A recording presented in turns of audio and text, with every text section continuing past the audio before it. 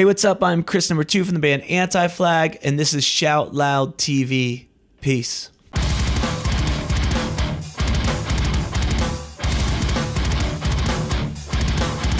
Hey guys, welcome to a new episode of Shout Loud TV. Today we are at the Antifest in Wiesbaden and I'm sitting here with Chris number 2 from Anti-Flag. How are you doing? Yeah, very well. Like we were kind of chit-chatting about earlier, we've had a few late nights here in a row because we did the first Antifest on Friday and then Grows Rock Indoor yesterday. And both of those shows we didn't go on until almost midnight each night. So I'm tired, but I'm waking up. And today's going to be a really great day.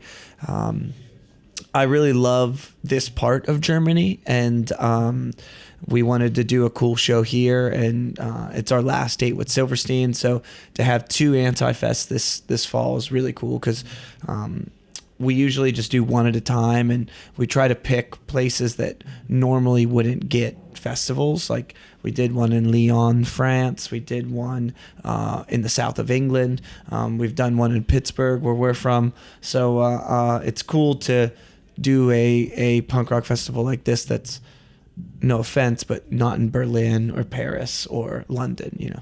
Yeah, like Punk and Drublick from Fat Mike did this summer. Yeah, which is cool. We did the Berlin Punk and Drublick. That's a great show, and we just know that ours is a much more smaller and kind of intimate scale, and like I said, we kind of choose to put it in places that are a little outside of the norm for festival places. So are you also responsible for the booking of the Antifest? Yeah, I mean, it goes through us and predominantly our booking agent. And we just look at what friends are around. And we were really fortunate that Less Than Jake and Real Big Fish were going out on tour together and starting their tour right at the same time that we were ending this mainland part. And just kind of reached out to them. And from the Netherlands, we have this band Tusky. They're really cool, and they played the first Antifest in Haarlem last weekend. And Culture Abuse were on the first one because they were doing Grows Rock. But today we get Warriors back, who we have on tour with us. So few bands kind of flying in and out, but yeah, it's definitely us putting our heads to it and seeing what bands are available in the area and kind of picking the ones that we want to see. So no offense if you don't want to see them, but it's our festival. Book your own festival if you want to watch bands. Nice. So you celebrate your 25th anniversary this year. How much has the punk scene and the music industry in general has changed since then?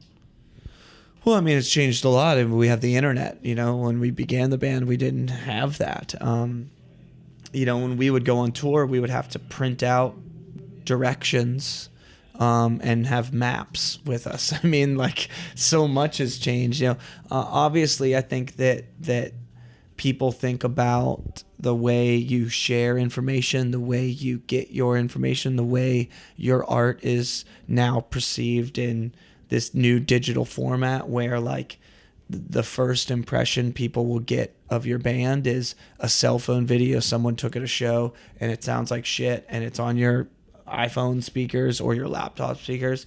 And we never intended to have our art shared that way. We always wanted to make an album that people sat down with, that they read the liner notes, they found out what the songs were about, because our band Anti-Flag has a specific agenda that we're trying to get across with the art that we make. And I now know that we are old men and we have to shift our way of thinking. At first, I know a lot of like our friends and contemporaries kind of put their foot down and we're like, fuck the internet and fuck the, you know, like, I see it as a tool to bring people together, and the reason we started the band is to bring people together. If you can connect with somebody in South Africa, if you can connect with someone in Russia, this is the main idea of Anti-Flag, that we are not nationalities. We are not beholden to the place where we were born. We have far more in common with poor folks with refugees, with marginalized communities than we do with the upper echelon 1% wealth holders in the world. And we need to focus on our commonality. And I think the internet is a powerful tool to do that. So obviously the music industry has changed because people don't buy CDs and buy records the way they did, but I don't fucking care about that. That's not why we started a band. We didn't start a band to sell a CD. We started a band to make friends and meet people all around the world. And that's easier than ever because of the internet. Very true. So at the end of September, you did something new. You released an acoustic album called American Reckoning. Yeah. Also Rise Against and War on Women have recently released or will soon release acoustic records. Quieter reinterpretations of well-known songs seem to be in vogue. Yeah. We thought we were being interesting and clever, but it seems like everybody's fucking doing it. So what do we know? Yeah, I think that there are there's a reason that that's happening. I think us recognizing the power of Spotify, the power of digital platforms to release music, and recognizing that your albums now have a shorter lifespan than they used to. Anti-Flag used to do 3 years between records because that's how long it took us to get around the globe to do that amount of touring and present it in a way we felt confident that it had been given the best shot. And now, because there's an immediacy to your record, it almost starts 6 months, 8 months before the album comes out. You're sharing music from it. So those songs sometimes go away a little too fast, and re-recording acoustic versions is a way to do that. There's a lot more stuff like what you guys are doing, so we're being forced to like relearn our songs on acoustic guitars, and when we do that, we're like, well, this was pretty cool, let's record it, you know. So I think it's a bunch of reasons why you're seeing a lot more bands do that. I can only really speak to us. I know why we did it. We felt like a lot of the messages of those songs were still very relevant, and we wanted to share them again. We wanted to make sure that people knew that Donald Trump being ignorant to climate change is fucked up. And we wrote a song about that in 2014, and it still works in 2018, so we re-recorded it.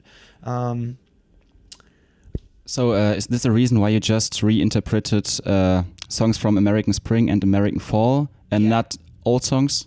Yeah, I mean, I think that you know, I can't say that we won't go back through all the records and do that, but for us, American Spring and American Fall have been the biggest chapter of Anti-Flag's life in maybe 15 years, you know, since Terror State and For Blood and Empire were kind of our defining albums in the early 2000s. So to have people paying attention to Anti-Flag more than ever, we wanted to make sure that we serve those records properly.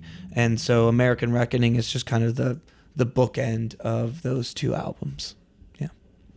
All right. So yesterday in your hometown of Pittsburgh, a 46-year-old man was reported to have shot 11 people and injured 6 people in a synagogue. The gruesome act is probably the most lethal attack on the Jewish community in U.S. history, and many critics blame U.S. President Trump for the high spirits in the country that favors such acts. How do you see it? Well, I know that we just found out it's up to 12 dead already. Yeah, it's fucked. I mean, that's Pat, our drummer, lived right around the corner from that synagogue. I mean, his neighbors were of the Jewish community there in Squirrel Hill, and most certainly went to that synagogue. So it's a issue of violence and hatred and bigotry and anti-Semitism that hits very close to home because it is our home. I've had some people, you know, even Justin said this to me today, and my partner at home, she said it to me last night, like, oh, you know, when you see on the news and people say, I never thought this could happen here, like, people are saying that in Pittsburgh, you know. But the reality is it can happen everywhere. And hatred knows no allegiance to any specific place or geography. Therefore, our love should know no allegiance to any significant place or geography or map. I firmly believe that the rhetoric of Donald Trump is to blame for the rise of nationalism in America and the rise of hate crimes in America and the rise of unjust acts of violence towards the American media. I will be the first to go on the record that I am not a proponent of for-profit media in America. I think it's fucked up that our news is bought and paid for by the same companies that buy and pay for our politicians. So when I see people that are pushed to their limits fall in line with Donald Trump and agree with his stance on the media because they are bought and paid for, it's doubly cruel because he's preying on these folks that really have very little and confusing and distorting truth to a point where these folks are just oblivious to reality. And when Donald Trump proudly proclaims himself as a nationalist 2 days before a person tries to shoot up an African American church, and 2 days before this shooting in Pittsburgh, to say that there's not a direct correlation is just being ignorant to the facts.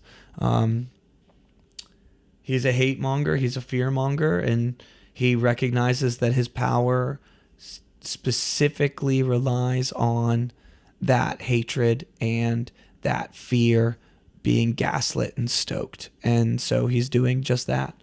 I don't have much more to say on it other than there's still new information coming out of Pittsburgh every minute. I think the mayor is very cool. My partner's sister works for the mayor. She's one of his campaign financiers, and she's very close to him. And I think he's a good person. Again, I don't think politicians are going to save me. I don't think presidents are going to save me. I know that people will ultimately come together because I still have to believe that at our core, human beings are good, and that when given the option between good and evil, people will, if the facts are in front of them, will choose good. Unfortunately, the ability to give fact to people is harder than ever in 2018. So that's where the work needs to be done. We're gonna have a show tonight, and we'll mention Pittsburgh. We'll send our love and our solidarity to Pittsburgh, but ultimately celebrate the fact that in this room there's going to be 1,500 people who feel that racism is wrong, who feel that hatred is wrong, who feel that violence is not the solution to our world's problems. And we should celebrate that at this time of immense division, we've found each other and we've come together. And that's the purpose that these shows serve. All right, we're going to celebrate it with you. I wish you all the best, and thanks for the interview. Of course. It feels like times are heavy. It feels like we're losing.